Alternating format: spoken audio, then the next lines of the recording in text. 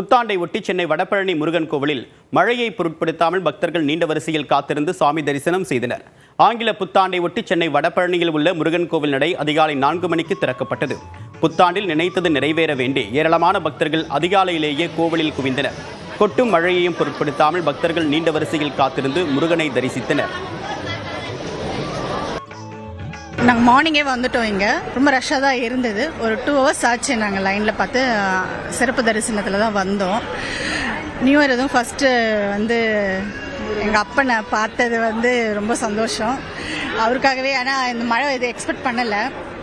But பரவாயில்ல, மழை இருந்தாலுமே நாங்கள் நினைஞ்சு அவரை தரிசனம் பார்த்துட்டோம். எவ்ரி டியூஸ்டே ரெகுலராக வருவோம். Almost for 5 years வந்துட்டுருக்கேன்.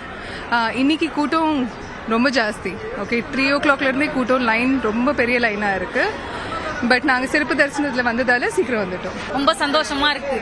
நான் ரொம்ப நாளா ஆசைப்பட்டேன் இந்த கோயிலுக்கு வரணும்ட்டு. ஃபர்ஸ்ட் டைம் வந்திருக்கேன். ரொம்ப சந்தோஷமா இருக்கு. அதான் இருக்கு, மழையில நனைஞ்சுக்கிட்டே முருகரை பார்த்தது சந்தோஷமா இருக்கு. எல்லாருமே ஆக்சுவலா ஆஸ்பிரன்ஸ் எல்லாமே படிச்சுட்டு இருக்கோம். இங்க நியூ இயர் அன்னைக்கே இங்க வந்து இவ்வளவு நேரம் நின்று சாமி கும்பிட்டது ரொம்ப சந்தோஷமா இருக்கு. நேருக்கு நேரம் சாமி நல்லா தரிசனம் பண்ணிட்டோம். நைட் ஆக்சுவலா எல்லாம் ஹாஸ்டல்ல எல்லாம் செலிப்ரேட் பண்ணிட்டு தான் வந்தோம். ஆனா இங்க வந்தோடனே ஒரு புது வைவ், முருகன் வந்தோடனே ஒரு புது வைவ் கிடைச்சிருக்கு. 2026 எங்க எல்லாத்துக்கும் ஒரு நல்ல ஆண்டா இருக்கணும். எல்லாத்துக்குமே நல்ல ஆண்டா இருக்கணும்னு நினைக்கிறேன். Be positive. எது நடந்தாலும் பாத்துக்கலாம். முருகர் இருக்காரு, அவரு பாத்துக்குவாரு. முக்கியமா இந்த வருஷம் கல்யாணம் பண்ணோம். அதுதான் எல்லா 90s கிட்டுக்கும் சேர்ந்து நான் சொல்லிக்கிறேன். இதேபோன்று கோவை மருதமலை முருகன் கோவிலிலும் பக்தர்கள் நீண்ட வரிசையில் காத்திருந்து சாமி தரிசனம் செய்தனர்.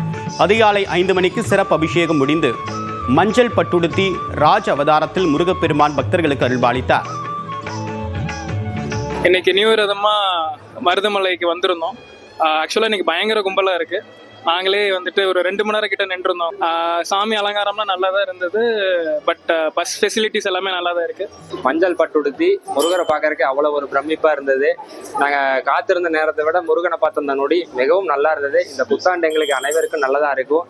இங்க வருஷம் நியூ இயர் அன்னைக்கு இந்த கோயில்ல இருப்போம். இங்க இருந்துட்டு நாங்க நினைச்ச வேண்டுதல் நல்லபடியா நடக்கும். கடன் முருகனுக்கு நம்ம வேண்டியது நல்லபடியா, நம்ம மனசும் சுத்தமா இருக்கணும், இதுவும் சுத்தமா இருந்தா என்னோட முருகன் கண்டிப்பா உங்களுக்கு அருள் புரிவார். அறுபடை வீடுகளில் 3ஆம் படை வீடான பழனி முருகன் கோவிலிலும் பக்தர்களின் கூட்டம் அலைமோதியது. மலை அடிவாரத்தில் பக்தர்கள் தீர்த்த குடம் எடுத்தும் காவடி சுமந்தும் மேளதாளம் முழங்க ஆடிப்பாடி கிரிவலம் சென்றனர்.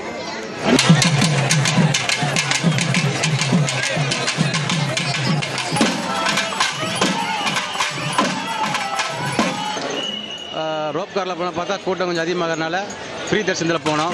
போயிட்டு ஒரு 1 hour சாமி போய்ட்டு நல்லா தரிசனம், நல்லா பாதுகாப்பு கொடுத்தாங்க. எல்லாம் நல்லா ஏற்பாடு பண்ணிக்கிறாங்க.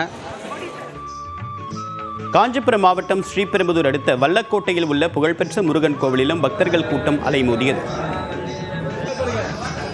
ராஜ வீராசன மலர் அலங்காரத்தில் காட்சியளித்த முருகப்பெருமானை பக்தர்கள் 2 மணி நேரம் காத்திருந்து தரிசித்தனர்.